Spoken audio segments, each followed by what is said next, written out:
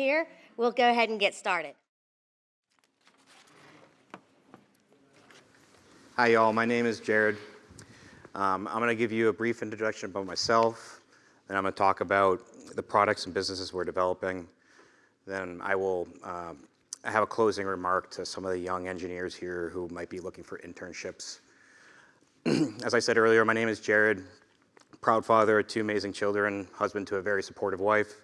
My background for the last 2 decades has been in the aerospace industry, where I was an early on engineer for Sir Richard Branson's space tourism venture. Then came here to Austin as a founding engineer for Firefly Aerospace. My background is deeply rooted in product development using advanced materials to bring these products to market. That foundation has given me the opportunity to be now a part of Premier Production Equipment, where we provide advanced storage solutions for the petrochemical industry. Over the past few years, our marketing team has seen a large increase in demand for ultra-high pressure gas storage for the hydrogen market. And I've always been passionate about the energy transition. So my business partner and I have decided to spin Nautex Energy, which will focus in on ground storage and distribution for the hydrogen market. The first product we are bringing to market is what you see behind me. It's the H500 tube trailer. It will store about 1,300 kilograms of hydrogen at 520 bar, and it's competitively priced at about $800 to $900 a kilogram. That's highly dependent on time of purchase and cost of raw materials. Now, if I learned anything over the past 20 years of developing products and businesses, it's not just about coming out of the gate swinging with the most innovative product. It's about time to market and driving innovation through that market. And so this is a bridge. This will build a healthy cash flow so we can reinvest into the business and reinvest into technology to drive the costs down to where we want to be at, which is ultimately synergizing with the Department of Energy's goal of $300 per kilogram. What I'm mostly excited about is our second generation technology, which is going to use cryocompression to store the fluid at 3 times the density at the same price point in production. Okay, so where's the problem and how are we going to solve it? Well, it all kind of spins around carbon fiber, one of the materials we use to manufacture these storage tanks. Carbon fiber is a great material. It's strong, lightweight, relatively stiff, relatively high modulus, but it's expensive. It's roughly $20, $22 a kilogram. And so we've had soft commitments that would require us to process up to 1.5 million pounds of carbon fiber per month.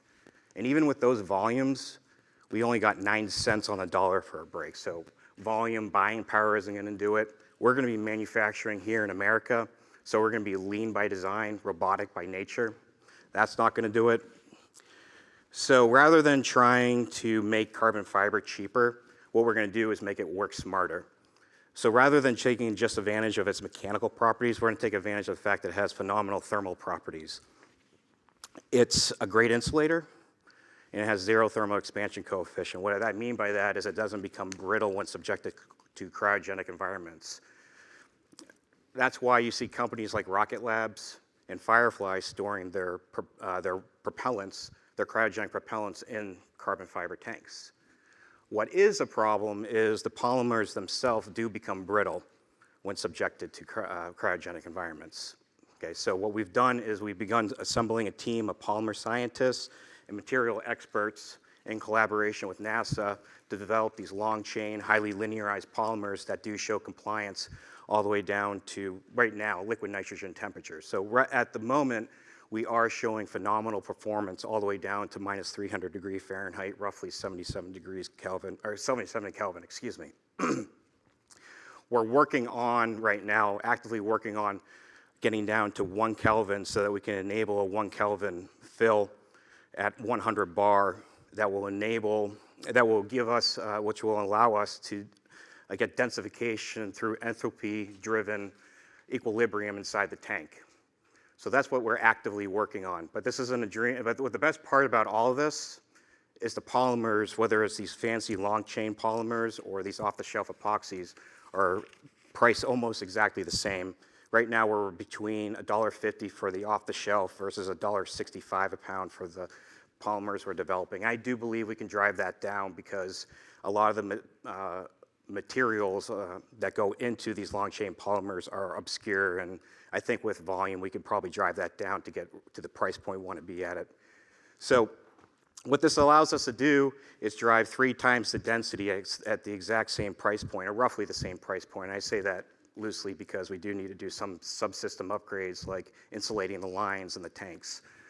But this will get us where we want to go, which is around $300 per kilogram. Now, the last part of this message is for the students who might be here.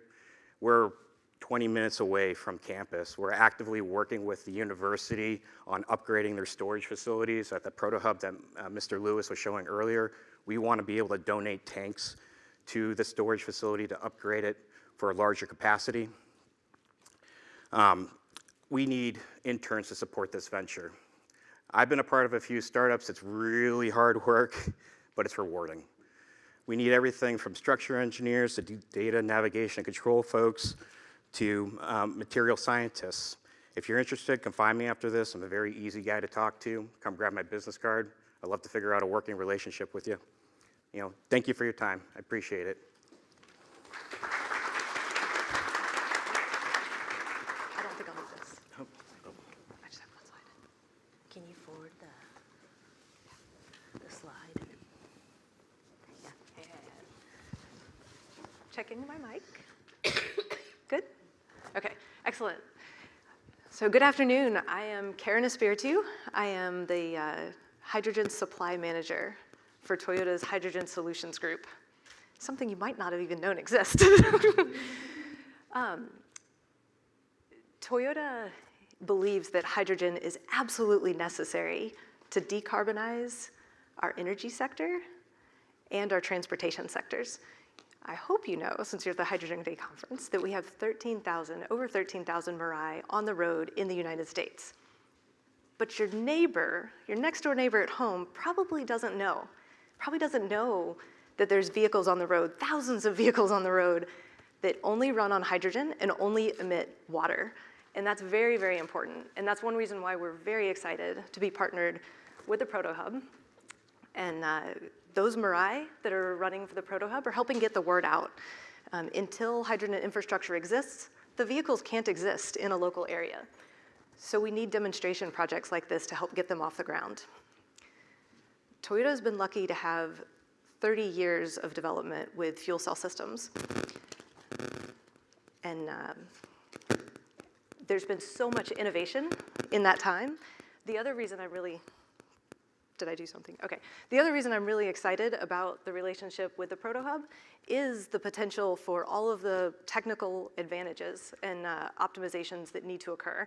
This field is so ripe for innovation. Every single panelist here is involved in a necessary innovation. We need the most innovation probably in production. We also need innovation in midstream, and midstream's also an area that's often ignored. We need a lot of innovation in dispensing. That should sound like music to your ears. Being on a university campus, there's so many innovations going on in so many different places. This area is so ripe. It's been done, the technology's out there, the standards exist, it's safe, but it needs so much innovation and optimization to really get it off the ground. So very excited for the information we're gonna learn over the next couple days. Thank you very much.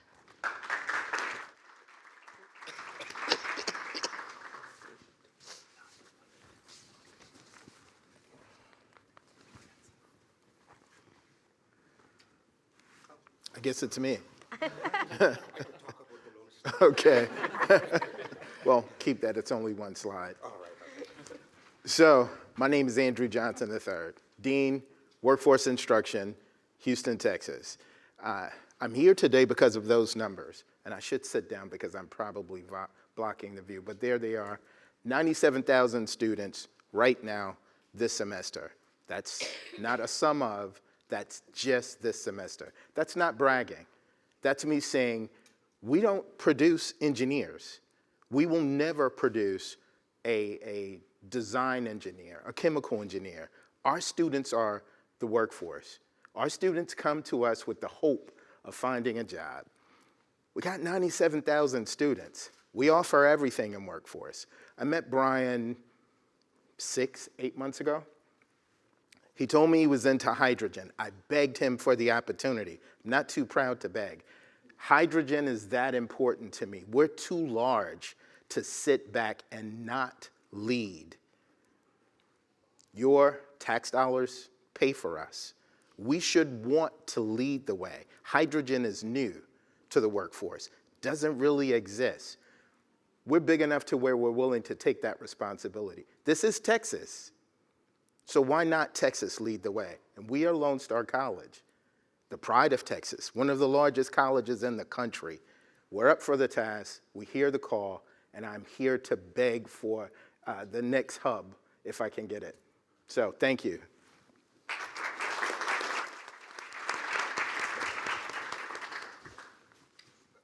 Your turn. My name is Mubin, and I'm a Chief Technology Officer for Sun Hydrogen. I also wear another hat. I'm also an Associate Professor of Chemical Engineering at the University of Iowa. And the reason I bring that up is, I understand, the value such academic industry partnership plays in advancing innovation and developing new technologies. Right? So that's the plug, and will I get a cue when I'm 1 hour over the mark of the presentation? All right, okay. So I do have 1 hour to make this presentation. All right. So what do we do at Sun Hydrogen? At Sun Hydrogen, what we are doing, in fact, stands on the, the shoulders of the giants. The research scientists and the engineers who have been working over a decade, or I should say over a century, on a remarkably simple but yet very profoundly challenging problem. Right? So that is producing hydrogen only using sunlight and water. So that's our Sun Hydrogen's mission, and the Sun Hydrogen is built on the extreme foundation of knowledge that folks like you have, the scientists and the engineers have contributed for the past decade and century or so. So what exactly are we doing? So what we are developing is what we call it as a hydrogen panel. Of course, academicians or in the community, they like to call it as photoelectrochemical hydrogen panel or photoelectrosynthetically active heterostructures. Doesn't matter what you call, it's called an hydrogen panel from our perspective. So what it means is it looks very much like a solar panel, but instead of producing electricity, when you have them in the fields, it produces hydrogen. Water in, sunlight in, you produce high purity hydrogen and high purity oxygen out. So that's what we have been developing for the past 14 years. As I mentioned, it looks relatively simple, but profoundly challenging topic. And why is this necessary? Where can an hydrogen panel play a role? According to us, at least we feel it would play an important role where distributed hydrogen production system will be important. There is no question, at least in this room, that what hydrogen can do. Right? The question is how you could make hydrogen do what it is supposed to do. And for many of the sectors, the challenging part is getting hydrogen to it. So the cost of delivering hydrogen sometimes is more than the actual cost of producing it. So what if we have a technology that can be installed right at the site where it's needed or close to the site where it's utilized? You kind of minimizes the hydrogen transport logistics and cost associated with it.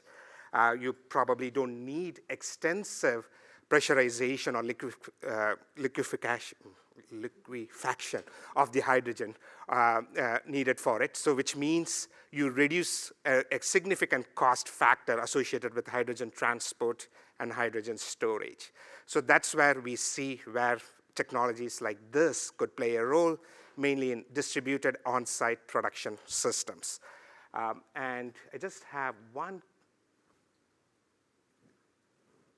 one slide to show where we started. Didn't want to show all the way back to 14 years, but it's kind of a little embarrassing.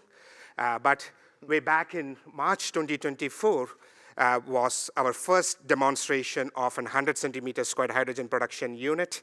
The 100 centimeter squared has a special part, like in PV industry. That is, once you develop, say, a PV panel of 100 centimeters squared, it passes the first checkpoint that it could be scaled to the next step.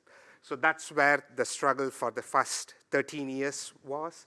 So once we showed that in March 2024, then we had partnership with Honda. Honda also likes hydrogen, just like Toyota.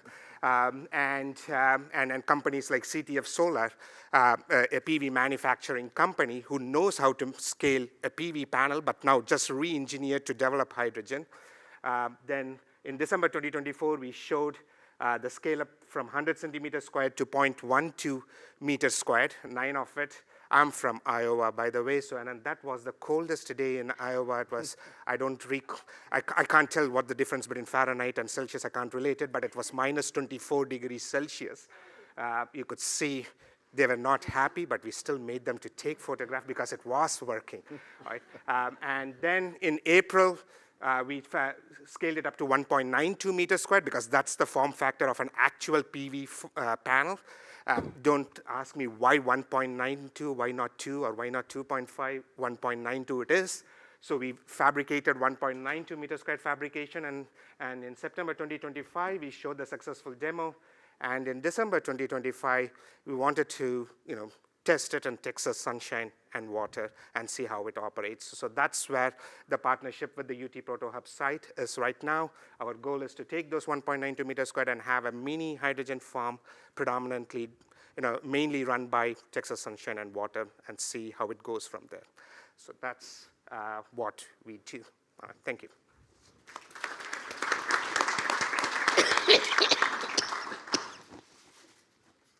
Thanks, Mabeen. I think it's pointed at the laptop. Thanks, Mabeen. That was great. It's great to hear all these guys. Searchlight Solutions, our job is to bring those technologies to life and work with the ProtoHub and Dean Johnson to make that happen.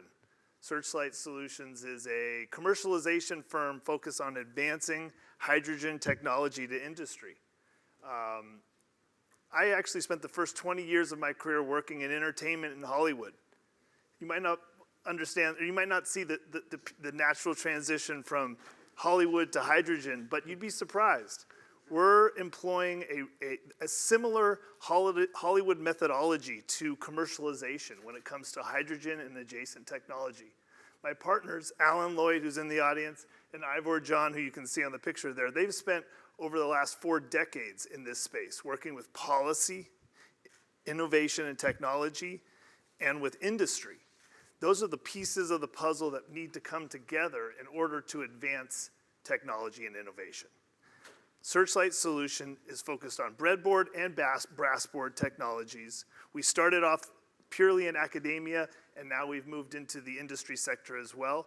Really, we bring an on-demand commercialization strategy to help you bridge that valley of death and get to industry. We want to work with young technology companies, mature technology companies to bring our expertise to leverage our robust and dynamic network to advance the energy ecosystem. I'm really excited to be here with you guys today and with my fellow panelists. The ProtoHub is, I should have mentioned this. The ProtoHub, we have 2 projects in play with the ProtoHub right now. They are the perfect component to our strategy. Why? Because they help us tell the business story. They help us demonstrate near commercial execution and demonstration of the technologies that we talk about in the papers and in publications. Now we're going to show that in the ProtoHub, as it's working, today we have got two companies from Asia who have technologies that we're going to bring over to the ProtoHub to demonstrate in near commercial settings so that we can highlight the capabilities of this technology and advance the industry. Thanks.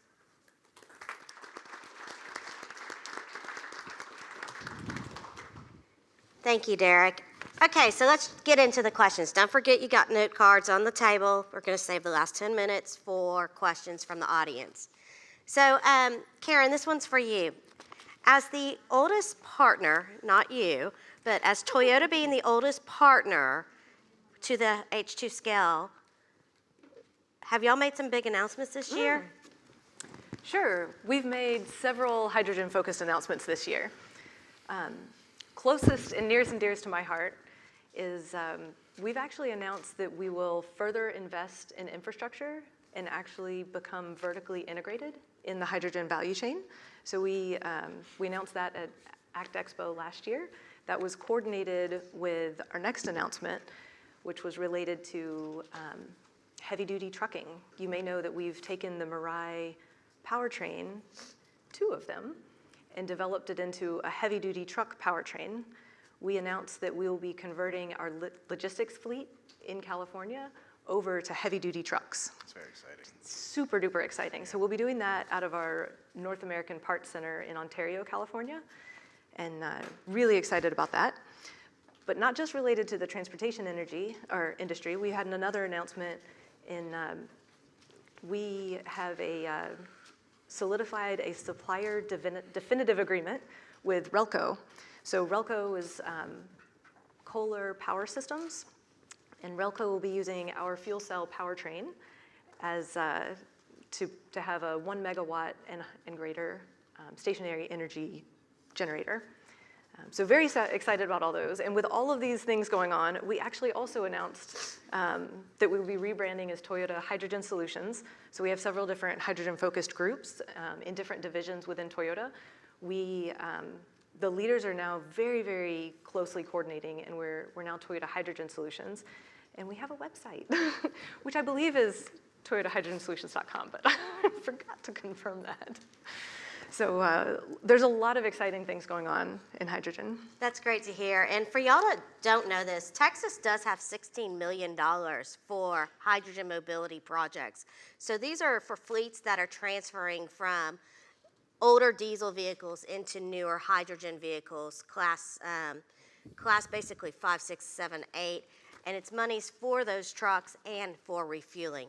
In addition, there's Volkswagen money still available for fuel cell vehicles, and that money is out right now. So if there are fleets in the audience or know of fleets, please come to me and I will be happy to tell you all about that grant and what it takes for those grants.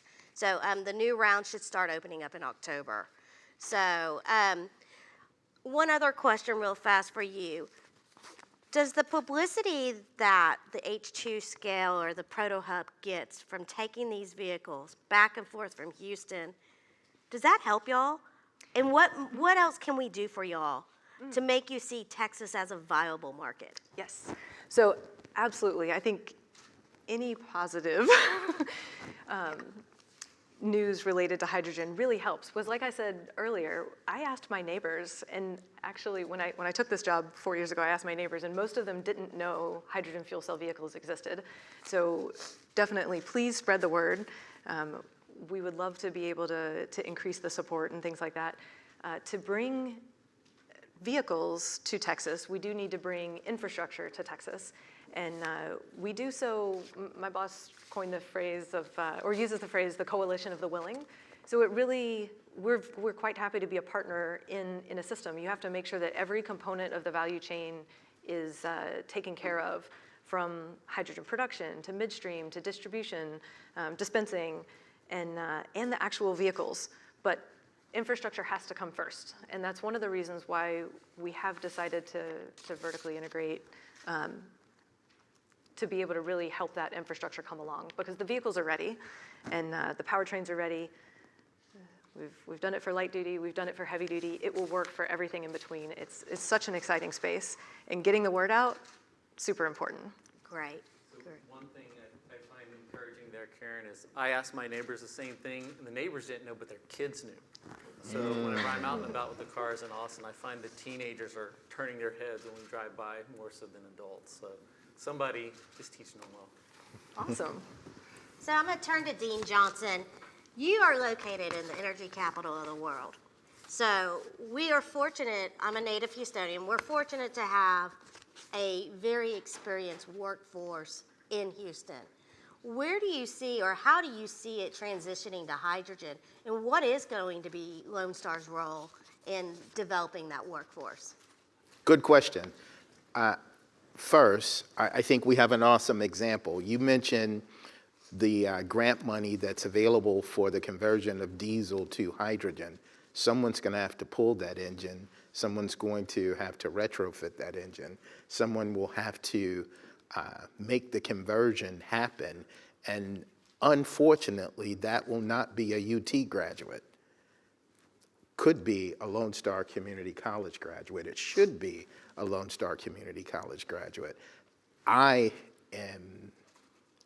devoting my time to making sure that Lone Star is a part of that process. We need to tool the workforce. The capacity to learn is there. The experience is there. We need to outline, and that's why I'm bothering Canavis, he's back there in the room, with developing the curriculum.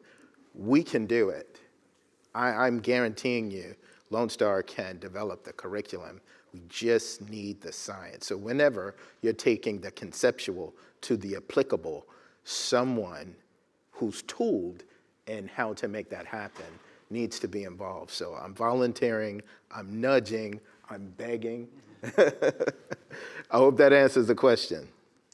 It does, but I have a second question. How do you see your relationship with the ProtoHub moving forward? Outstanding. So what you're doing at the ProtoHub, and it's awesome. I'm even more excited from what I've heard. With the mini hub, I want two. But what we're able to do is take it to the granular level, and that's necessary. When you're building the theory, when you're taking theorem into theory, that's a yeoman's effort. Someone will have to do the groundwork, and unfortunately, that won't happen at this level. I am pleased that we're a part of this. I consider it an honor to be here, and I hope that we can make sure that we're available for the solution once we bring about all of the benefits that hydrogen will bring to the table. With that, I'll stop. I can talk. Hey, Susan. Yeah. I just wanted to add to that. I think it's fascinating and so fantastic that you guys are coming together in this regard, because my whole experience with hydrogen started when I was working with the Teamsters for Hollywood Productions, the guys who are mechanics. They're the local union. They know gensets like no other. And I was talking to them about the future of alternative fuel. And one of those guys who didn't understand hydrogen, he looked at me and said, hydrogen, that has the energy density that can compete with diesel. Batteries are great and they're going to be needed in some areas, but nothing is going to compete with diesel unless you get to, and that's what led me to Dr. Huang at UCLA, which ultimately opened my doors to academia and industry, which made us come together to create Searchlight Solution, which is all about bridging that gap. So I think it's fantastic, and I want to applaud you for identifying a curriculum alongside, a demonstration center where they're connected, because that's what it's all about. The guy from from the Teamsters, he didn't know much more than the fact that the energy density was comparable to diesel, and that I should go figure out the rest. Anyway. So let's move into some of what we'll see as far as what industries. Jared, what industries do you see as being the first adopters for the cryocompressed storage? Trucking, rail, aerospace, all of the above? Power? That's a great question. I think it's going to be remote power. I think with the advancements in AI, also hospitals, you're going to see a large need for remote power, kind of like what Mr. Stoops was talking about earlier. I think it's really important for us to pioneer these to be standalone systems, and I believe that's where it's going to be going. So you have actually, y'all's 500x system claims to have storage density 500 times greater. 3 times. 3 times, I'm sorry, yes. That's fine. Being very, very ambitious there, am I? How is that achieved again? Through densification. So right now, phase change to liquid, phase change the gas to a liquid. So you pull the heat out, adiabatically expand it, and then what we'll do is we will pre-press the bottle, energize the bottle, and allow for fast filling operations. What's great about that is also, just kind of off the cuff here, is that we remove a lot of that heat that gets put into the system from compressors. So that's just a quick turnaround, which currently is a bottleneck for a lot of the hydrogen fast filling or filling at the wellhead. But it's basically done through phase changing the liquid and allowing it to naturally boil off to saturate itself. And is that what y'all are going to be working with the hub on, the ProtoHub? Well, we're going to be working with the ProtoHub on a few things. Well, I'm really excited about it because the university's got such a tremendous amount of resources. At Mr. Lewis's lab, we're using the lab to do some mechanical testing to understand, the strength and stiffness and basically the properties of the material, the advanced materials we're working with. But it also has a phenomenal demonstration. It's a phenomenal area where we can demonstrate in real life how these tanks will operate in filling up cars or trucks or buses. So, and we're right around the corner, so we can service them and understand and take real-time data to understand how they're performing. So that's what we'll be working with them on. Great. And Mubin, so getting academia and research out of academia and getting it to a commercialization stage can be often difficult. How is the ProtoHub helping you bridge that path to commercialization?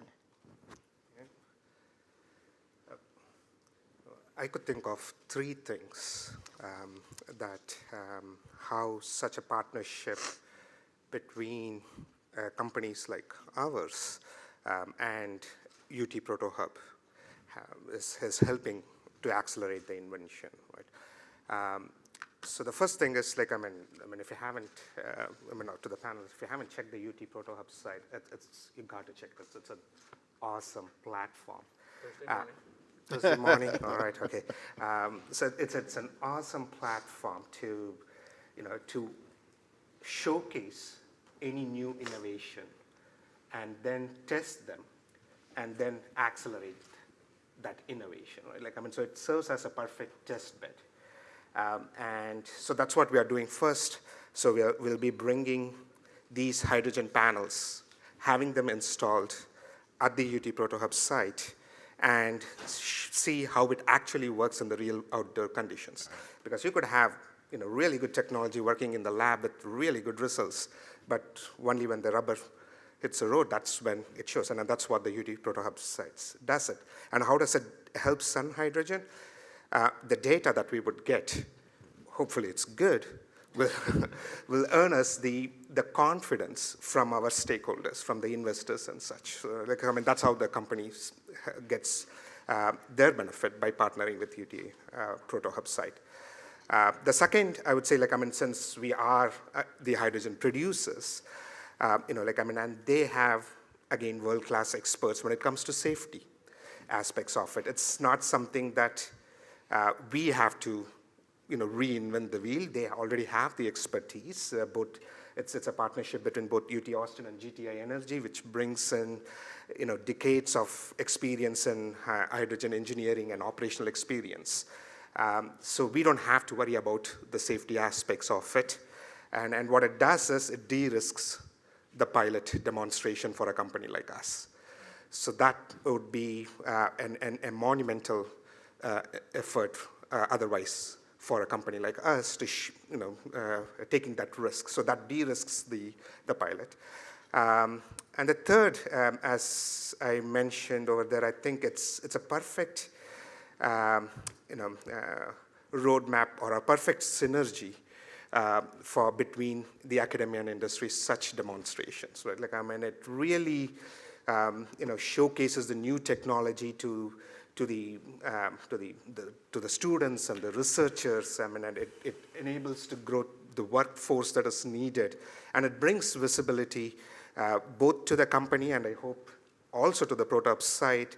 When you showcase emerging technologies and you have the students and the researchers working in it, it brings visibility to the whole entire ecosystem, and hopefully it will accelerate the hydrogen economy, per se. And I would just argue it's like Mubin just said there, it's the visibility. It's like a pilot. It's like in Hollywood, you have a pilot, everyone starts talking about it, all of a sudden it's this new, the exciting shiny bell, at the table. That creates noise, that creates energy, that creates press, that creates corporate awareness. That sparks new innovation. That sparks, when you look at the whole supply chain, the whole value chain of that technology, now there's innovation happening down the road. Things that were developed around prior are now developed in a different manner because they've seen sun hydrogen. So I think there's like the visibility and the testing, of course, those are crucial for and having the ProtoHub's capabilities to bring that to life is just such a key piece to bringing more noise and energy to the space, because this is a huge complement to this energy demand that our world is taking on. And Michael is a great guy to work with. I didn't know. So I'm going to address kind of an elephant in the room. There's been a lot of hype in the last week, this week as well, of funding sources kind of being pulled from hydrogen, the hydrogen space. Derek, you're working to bring new technologies to the United States. What hurdles do you face, and how is the ProtoHub going to help you with that? That's, a question that I don't have a perfect answer for, but I like to look at things. There's no blueprint for how we're going to bring innovation to life right now. I leverage my network, the network of my partners. Alan and Ivor have spent 40 years each in this space. They've got the battle scars to prove it. They know what has happened and what has succeeded and failed. And when we identify technology, it starts with the tech, and then it goes to the people. And Mike Lewis is a great kind of ally and resource as we look and evaluate opportunity to bring innovation to life. So right now we have two pieces of technology coming from Asia that we think are quite interesting from a capability standpoint. We also think the small to medium electrolyzer market is one that is of opportunity right now. When we evaluate technologies, our first place we look is in the market demand, market pull. We see small to medium electrolyzers as being an ideal market right now with chemical and semiconductors in that space demonstrating a need. So it starts there, and then we work back into the tech. Starts in the commercial pull, go back, find the tech, build the commercialization teams to bridge that gap, and hopefully we can have some success. I do want to mention you said Dr. Lloyd does have the battle scars. I mean, look at his poor wrist. Okay, so I'm going to kind of go rogue now. But this is a selfish question from my standpoint. As the Policy Alliance for Texas and Hydrogen, we're in session, legislative session, every 2 years. So we just came out of session. What can Texas do to make it more beneficial to bring projects like yours or incentivize companies like yours moving forward? Me? Well, whoever wants to go first, and we'll just, I mean, I know down there on the Lone Star College is going to be money. Well, okay. Let me address that. I want to go back. It's Derek. I want to go back to this point. Hydrogen gives us the best opportunity to build the nesting of all of the green energy sources out there together to produce hydrogen, right? It's the perfect nesting of solar, wind, and in my own little nerdy kid dream, I think hydrogen gives us the opportunity. In the future, the science of hydrogen will give us the opportunity to utilize nuclear energy to depletion. So I said that. To answer your question, I think when we're able to build the workforce that's uniquely qualified for those jobs that will appear, that doesn't happen. Normally, we rely on for-profit institutions of higher education to take advantage of this niche or unique opportunity to train. Lone Star is taking that step. We've got 97,000 students. We offer everything under the sun except culinary, and culinary is moving on. Solar, when we're in those spaces, hydrogen is a big deal. It truly is, and we see it. And thank God that I get the opportunity to take that quirky weirdoism that makes me. I'm just a welder. I am not one of these big brainiac activity types. If anything, I'm an overeducated welder. Thank God Lone Star gives me the opportunity to set that standard and chase what I believe is the only resource that we've had to overcome one atmosphere in my lifetime. That did sound kind of nerdy, didn't it? Any other policies, any other incentives, tax abatements, things like that that helps bring manufacturing back to Texas? I mean, I can take it. So, I mean, certainly any incentive will help any sector. Like, I mean, so, but the question is, how do we, have those incentives allocated for certain sectors? And I believe outreach is quite important to make that happen, right? And I believe hydrogen is such a sector that is grossly misunderstood, and it's either extremely hyped or it's it's never comes to the radar. So those are the two extremes where you will find most of the population to be. Either they're extremely on for hydrogen, hydrogen is going to solve every single problem in this world.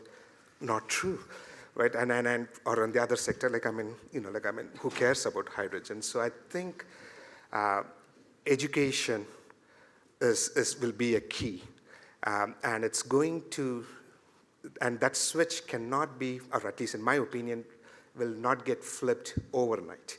If we sit in this room and anticipate that, geez, tomorrow everybody is going to, drive a hydrogen-powered car, or use hydrogen for green hydrogen for steels and such, it's going to be difficult. These are massive problems which needs massive infrastructure changes.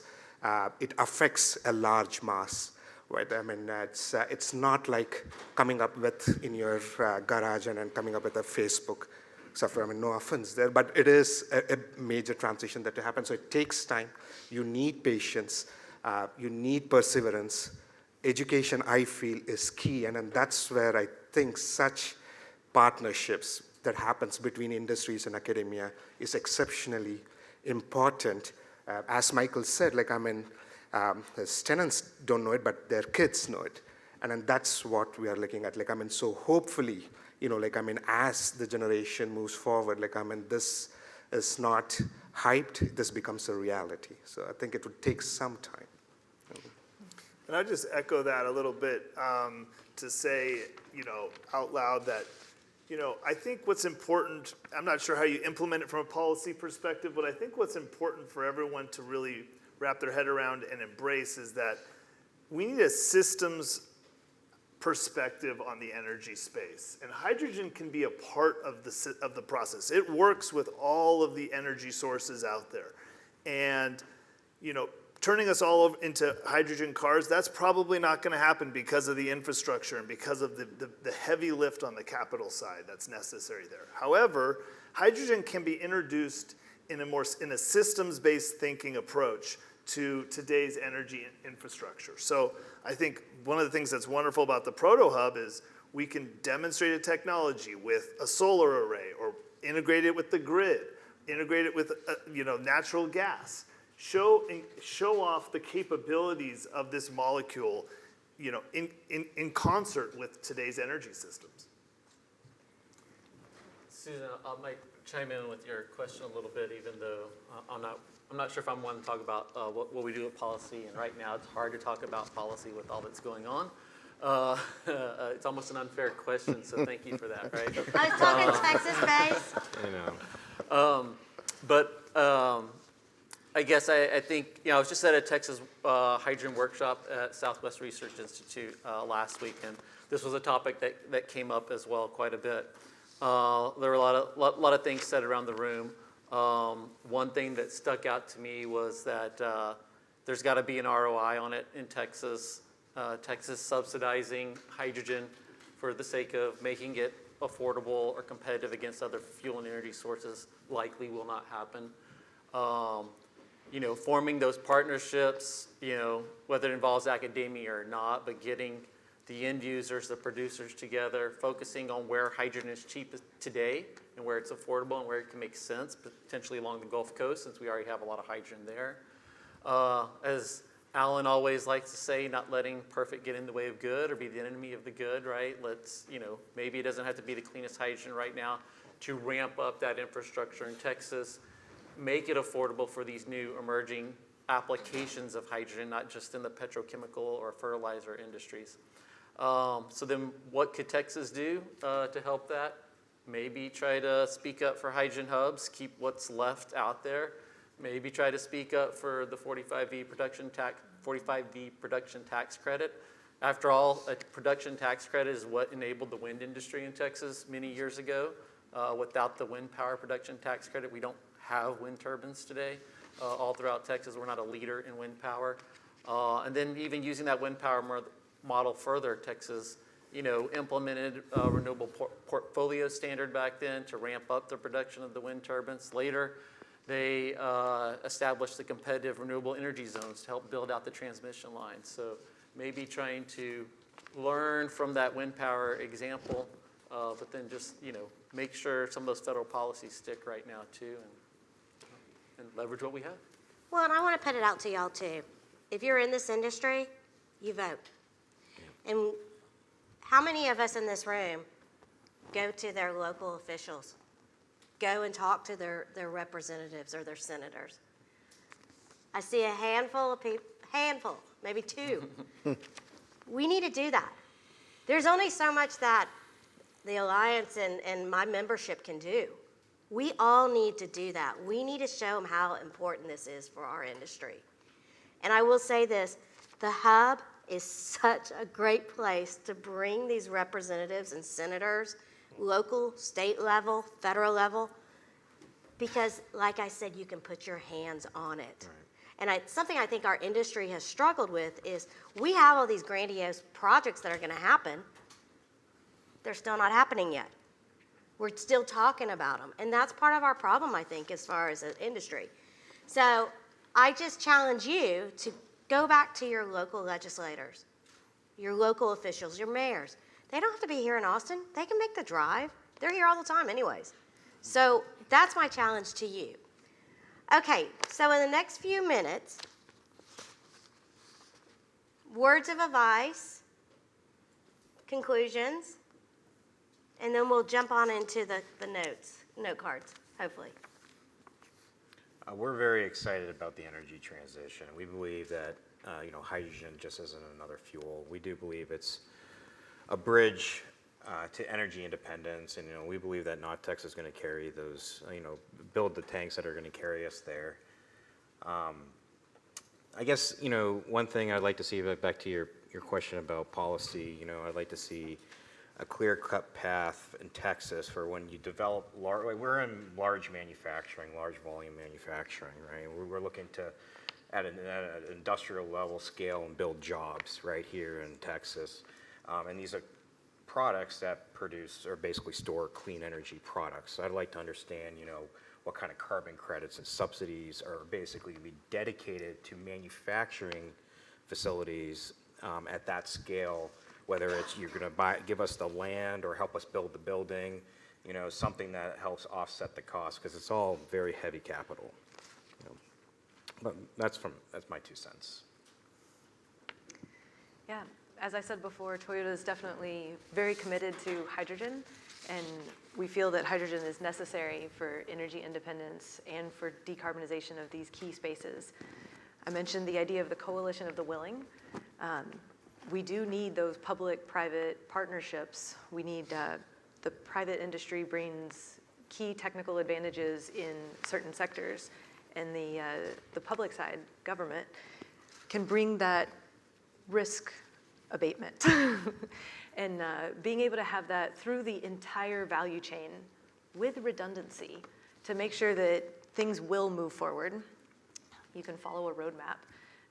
I'm excited that tomorrow you'll be able to hear Bill Elric from the Hydrogen Fuel Cell Partnership. They've put together a roadmap, and it's very important. There's a lot of lessons to be learned from California's public-private partnerships that can be repeated in Texas with great success and even greater success.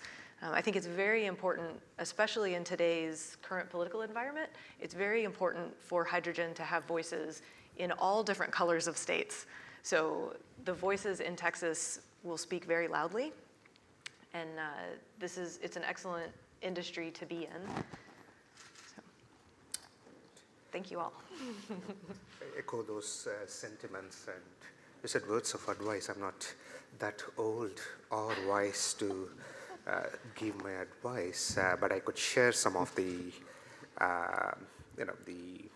the challenges that we faced, and I could share some of the mistakes that we did. It's I think it's absolutely necessary to have to be focused on what you believe, and it's really difficult with all the noise that's happening with respect to hydrogen to lose that focus. But I think it needs to be absolutely critical, both for the industries and for people who are working on policies or emerging technologies. If you believe in hydrogen, that the focus of pushing it forward, it can't be swayed. Right? It's and especially at this climate, you can't let that happen, to lose that focus.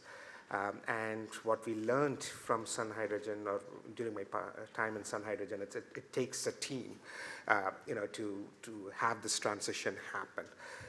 Not one single company or one single entity could revolutionize this field. We wish it is, but it takes a team effort. And that's Toyota's tried really hard to do that. So. they're so close. Yeah. So yeah, and so it is a team effort, and we learn every single day, and we have pivoted so many times based on how the industry has moved forward, based on some of the new innovations that have come through, adopting them to see how we could benefit from those solutions. So I think there is certainly value in pursuing hydrogen as the next energy carrier. We just need to continue to push forward. Yeah, and great comments, Mubin. With that said, I think pushing forward, I think about the students that we have supported with our research in hydrogen at the Center for Electromechanics, especially at the ProtoHub. There was a great student poster session earlier. I think those posters will still be up for some time. Please go visit those. I think there will be awards announced tomorrow evening as well, or maybe late afternoon for that. But more personal level, we have really enjoyed having our students and our internships work with us on the Hydrogen ProtoHub. I think this summer we had at least a half dozen, maybe 7 or 8 different students. Electrical engineering, chemical engineering, mechanical engineering, across all departments. Even had a high school intern student working alongside of us this summer. And seeing this younger generation come up through the ProtoHub, that inspires me, thinking about continuing this fight for hydrogen in the future. They've been great. They keep me going, keep me wanting to pursue hydrogen as well, and look forward to it. I will say several of them are in the room, and please talk to them, get to know them. They're great. They are going to do great things. Like I said, they already know what the hydrogen vehicle is. Many of you may not if you haven't seen a hydrogen vehicle. We have 2 of them parked, I lost my direction, but somewhere in the front of the building, maybe in the back of the building, depending upon which entrance you took in. They will also be on showcase at the ProtoHub on Thursday, if you're able to come to that Thursday morning to visit the site. But even if those times, dates don't work for you, if you're ever in Austin, reach out to us. We'd be happy to show them off and show you the sites and things. I love everything. I'll echo all of that. I will comment on I remember the pocket calculator. when it first came about. And I won't go through everything that I saw, but I remember Bitcoin, and I'm like, there's no way. Hydrogen is the sexiest, the most innovative, the utility of hydrogen, it's extremely exciting. My hope is that you don't just let that rest on this Morgan Freeman looking dude. I hope that I hope the younger generation continues to take the interest, appreciates the effort that we're putting into it. The hub is a beautiful place to visit. There should be summer camps, there should be corporate investments, there should be corporate retreats at the hub 2026. But again, I think it's sexy. Nice, yeah. Closing thoughts. First, I'm also excited to listen to Bill tomorrow. Like Karen said, he's been a pioneer in this space. He's going to be a great contributor. Don't be afraid to be productively disruptive. You know, I think students, corporates, startups, it's like now's the time to collaborate. Now's the time to get outside perspectives. You never know when a Hollywood exec might help you. That's it. Do we have any note cards? I mean, I'd hate to start talking about football.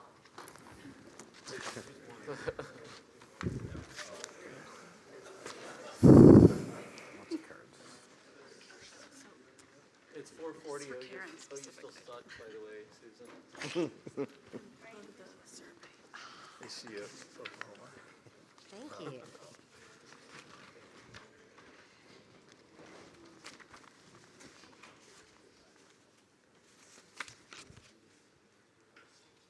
Okay. Given that fuel cell trucks are so much more expensive than traditional diesel vehicles, how do you approach marketing and outreach to large-scale fleet operators and individual owner-operators? I think you're the only one that has a fuel cell truck. All right. Well, unfortunately, I have to say we don't have a fuel cell truck. We just have the fuel cell powertrain. So Toyota is a supplier, and we have had a lot of forward progress working with PACCAR on our trial trucks. We do have several production level trucks on the road right now in California. But the question is very intense because PACCAR needs orders in order to guarantee they can go to market. So absolutely customer demand is essential. And those customers need infrastructure. And they really want infrastructure that's already proven. How do you get proven infrastructure right off the ground? That's what we're working on. So we are currently kind of hyper-focused on California, and we want to get it right and prove it out in California, creating something that's a blueprint that we can use to help everybody in the industry expand to all the states across the United States. Every piece that was mentioned is really important. You can't have a hydrogen station if you can't maintain it. So I'm really glad to hear there's active conversations about workforce as well. I hope that answered the question, but I'll chime in as well. Yes. Here. So I don't have a truck to offer you, but we've studied trucks quite a bit. One of my colleagues in the back, Emily Beagle's, part of our H2LA project, where we're trying to understand how a hydrogen fueling corridor can support heavy-duty freight trucks from Los Angeles to Houston and kind of all throughout the Southwest. It's not just I-10, but it's a very complex network. The cost of the truck really doesn't matter too much, right? I mean, it might matter from that bucket of money where you purchase the truck, but the TCO, when it comes to operating any vehicle like that, it's all about the fuel that you're burning, whether it's diesel, whether it's electricity in a battery electric, or hydrogen in a fuel cell electric. So I think the cost of that truck comes down with the orders, right? Mm-hmm. Economies of scale, that's going to happen naturally, and depending upon how fast that ramps up, it might happen faster or slower. But we need to focus on the hydrogen piece of it, getting hydrogen, the cost of the hydrogen delivered to that truck down as much as possible. That's what's going to change that conversation with the OEM or the fleet provider who might adopt this vehicle. So, back to where can we do hydrogen the cheapest, the quickest? Let's ramp it up. You can bring up your economies of scale. You can start selling trucks, and then we can worry about making that hydrogen greener and greener and cleaner and cleaner. But we got to. Nobody forced the Teslas to use all solar power when they first hit the street. So I don't think we need to force all the fuel cell vehicles to do the same thing from day one. So. Yep. We're absolutely right in line with what you're thinking. Although we would love to be green, we are colorblind right now because we need it to get off the ground, and every single fleet makes decisions with their pocketbook. So by transitioning our own logistics fleet, we're putting our money where our mouth is and putting out that exact proof of concept. We're saying, here it is, and laying out that blueprint. So That's exciting. yeah, very exciting. Okay, Mubin, I've got one for you. How much hydrogen can the 1.92 square meter panel produce? All right. So it is powered by sunlight, and the only problem with the sunlight is it's diffused power, and we can't change that, and we don't want to change it.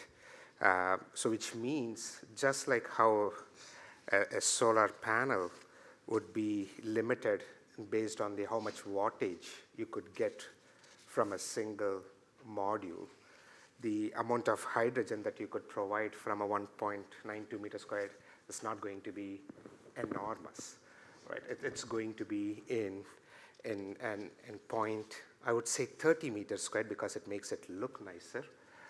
It would be close to 1 kilogram of hydrogen per day based on the efficiencies that we are currently. So the efficiencies are roughly 10.5% as validated by Honda. And so that brings it up close to $1 kilogram of hydrogen per day for 15 1.92 meter squared modules. So yes, you require a lot of land, a lot of sunlight to make this happen. So it's not going to be a ton per day system in a small footprint. It's never going to be that. Yeah, and I see that as a challenge for Sun Hydrogen, right? But I think what excites me about it is, well, now you're not playing in the electricity market either, right? So, with electrolysis and the solar to support it, we can bring down the solar panel costs. We've already proven that. We can make those dirt cheap. But if we're doing the solar to electrolysis pathway, that electricity is never going to be dirt cheap. Let's face it, right? We want to deploy data centers. Electricity will never be free. So I think there's a great pathway to probably making your panel really cheap and now not having to pay for electricity. Yeah, do you have more money or more land? Take your pick, right? So the other part of that question is, what's the purity of that hydrogen produced? So right now, we could get 4 nines of purity of hydrogen, so 99.99% of hydrogen from the system, yeah. Okay, so this last session, there was a lot of talk about nuclear. In fact, nuclear got $350 million contributed to them in the budget. And this question says, it's for anybody, how could the nuclear ecosystem help with the development of the hydrogen ecosystem? I think it really depends on the power output. If you can get nuclear up over like 900 C, I believe, and you can separate the water molecule using heat, I think that has a tremendous amount of impact. But you don't ever want to take a nuclear plant offline. You do want to have intermittent storage, so like storage tanks would be wonderful to partner with them. But yeah, nuclear is, I think, in my opinion, it's geological, finding it naturally in the ground, than nuclear as number 2 for producing hydrogen, because it's constantly, splitting the water molecule, especially at those tremendous heat. There's a lot of Toyota questions here. How much hydrogen is needed for fuel cell vehicles, trucks to operate per mile? I should know the per mile statistic, but I always get it wrong. So I'd like to share the statistic that I really know by heart. And right now, the vehicles, our Mirai that are on the road, our data is showing that vehicles are using 0.6 kilograms of hydrogen per day. And that's an average user. We have seen, as the prices have gone higher, that people are using their cars less. And we have seen that average in the summertime when you're doing a lot of driving, we've seen that average go up to 0.68 kilograms of hydrogen a day. There's some references that have often been used in industry studies are 0.5 kilograms of hydrogen per day for a light-duty vehicle, 5 kilograms of hydrogen per day for a heavy-duty vehicle, or 50 kilograms of hydrogen per day for a Class 8 heavy-duty truck. Sorry, the medium duty was in the middle. So a heavy-duty truck uses 100 times more hydrogen than a Mirai. So there's some reference points for you. Yeah, Mike, you got any real? I'll put it in terms of fuel economy. Maybe that helps people too. And just I'll use the Mirai, the one that we know best, because we have data on it. We range tested the Toyota Mirai with a little over 5 kilograms of hydrogen in it, and it gets a range of about 400 miles. A kilogram of hydrogen is roughly the energy equivalent of a gallon of gasoline, right? So if I say 5 kilograms of hydrogen, so that's like driving your car on 5 gallons of gasoline 400 miles. The average fuel economy we've seen over the last 18 months in 3 different cars with multiple drivers is about 77 miles per gallon equivalent. Maybe, I guess, on the order of a factor 2, maybe more. I'm not sure what the Toyota Crown's fuel economy is. The Mirai is based on the Crown. It's not the most fuel efficient vehicle in your lineup for sure. But anyway, that fuel economy, at least in the light duty car, is at least a factor of 2. So then when we think about that, going back to the TCO comment for the truck drivers, the cost of hydrogen doesn't have to be on par with diesel. It just needs to be, not quite more than 2 times the cost of diesel on a per kilogram basis. And just if you're interested in the number, it's 0.0125 kilogram per mile. I don't know who's counting it, but if you need the numbers, that's the numbers. I think the Crown is 40 miles per gallon, 43, I think. Is it? Okay, so if you go to any hydrogen conference, you're always hearing the big O word, offtake. So this says, no matter how great the technology is or how much cost decline, without demand, there can be no real market. What are the key success factors for the market to materialize, and how can we gain conviction? And then select to you, Karen, how does Toyota define success in Texas? That's for anybody. That's a tough one. Toyota defining success in Texas, I'll take that first. I think Texas definitely has the pathway to the lowest cost of hydrogen. So being able to, knowing that everything is so business focused and everybody really, really does want to have a profit, success in Texas would be a coalition of the willing getting together and understanding that we're going to have profits, but it's going to be 5, 10 years out before we're positive, cash flow positive, and it might be 20 years before we're really pumping and very, very profitable.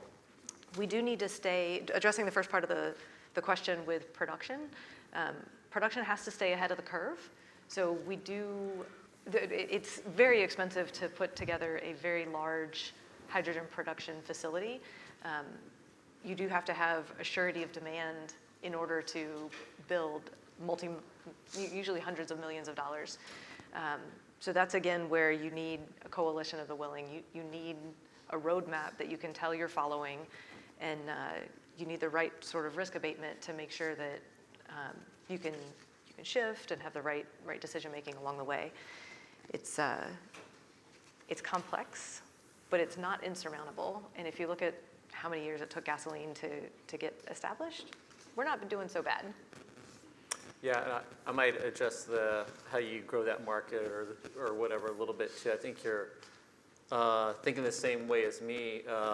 In Texas, I think it's those partnerships that are going to enable this, and it's thinking, like that new adopter of it, maybe those first few fueling stations that we have funding for, right? Here in Texas, they're not going to be able to support a whole big hydrogen plant themselves, right? They're not going to have that demand in the early days. So I think it's going to be that fleet and maybe the truck provider, the fueling station provider coming together and then partnering with maybe the existing big industry members in the state who are already making hydrogen at large scale so that you can make that hydrogen cheap. So it's a network that's going to be needed, right? Leveraging that existing petrochemical plant and being a small off-taker in the early days so that you're getting affordable hydrogen. And maybe those early stations are actually located across the street or very nearby too, so we can cut out a lot of the costs of the distribution. And then building up from there. So I don't know, that's early days is my thoughts on that. So if you don't know this, Texas has surpassed California now in solar, wind, and this week battery energy storage. Wow. So the only thing they're leading us on is hydrogen vehicles. This is my other challenge to all of us, right? So in y'all's opinion, what can we do to keep this momentum going? We have a lot of assets here in Texas. We have a lot of assets here on UT. We've got some brilliant minds here. So what can we do to keep moving this forward besides supporting the ProtoHub? I'd say continuing to increase the scale of demonstrations, forming those coalitions of the willing according to a roadmap that shows advancement. We're committed to bring vehicles when the infrastructure is ready. We would be willing to have vehicles in private fleets, perhaps with redundancy first, but before we would open a Mirai dealership, we want to make sure there's a number of stations and make sure that those stations will provide a good customer experience. There will be, if you build a station, the vehicles will come. We don't have a dealership in San Diego yet. There's 500 Mirai in San Diego. So us bringing a dealership would be kind of a last step. The infrastructure needs to develop first. Yeah, And the infrastructure is really difficult. I would kind of just go, continue what Mike said before. I think collaboration is really necessary. Where does 1 + 1 = 3 right now? Lots of little wins will get us to a bigger win. And I think, the industry as it stands today, we have to kind of work together in order to find those opportunities where we can, find those little successes and help Mike build his dream and ambitions with the ProtoHub. And then just to add to that, if I may, I think, there is so much potential with hydrogen, right? I think the majority of the conversation happens with transportation. Yes, transportation is key, and hydrogen will play a significant role in the transportation sector, but there are many places where hydrogen is being currently used, and hydrogen is expensive in some of those places, right? And in fact, we did some analysis of where the hydrogen off-takers are across US, and the cost of hydrogen is almost directly proportional from the distance from where the hydrogen is being produced. Say for example, your off-takers could be the data centers, which need clean backup power for grid resilience, right? And that's a new market that you're developing. If you have hydrogen as a backup power for these data centers, you are pushing hydrogen forward, right? If you could produce hydrogen in the rooftops of these large warehouses, like the Amazon or the Walmart distribution centers, where traditionally getting hydrogen to them is extremely expensive. They pay roughly $30 to $40 per kilogram of hydrogen to get them, depending upon where the location is. And electrolyzer is still not an option because you need grid upgrades there, which again rises up the cost. So there are so many existing places where you could potentially create new market, new off-takers. And yes, they won't be as big or as disruptive as the transportation market is, but it will get the word out. Like, I mean, you will start using hydrogen more often, and so, like, I mean, and so the more familiar you become with hydrogen, the more, you know, like, I mean, the adoption will happen. Finding the niche applications, such as forklifts. Forklifts, like, Right. I mean, yeah. So as we wrap up, there is a comment on one of these cards, and it says, a few of you are representing some exciting startups of technology or services related to not only hydrogen, but also energy in general. We're having a Texas Energy Innovation Night on October 21st, where students get to learn more about energy-related startups. Would y'all be interested in participating and pitch your companies? And I was going to say, if so, please go see her. So I wanted to let you know that. And then finally, there's a survey. So it's via online. So I guess you'll get a link to it. It's online. So please fill out the survey. I would like to thank everybody up on this panel. I was very worried about it being so large. It's good to see you over there, Derek. But anyways, thank you so much, Jared, Karen, Mubin, Mike, Dean Johnson, and Derek. Thank you for all your knowledge and support and great conversation today. Truly appreciate it. Thank you.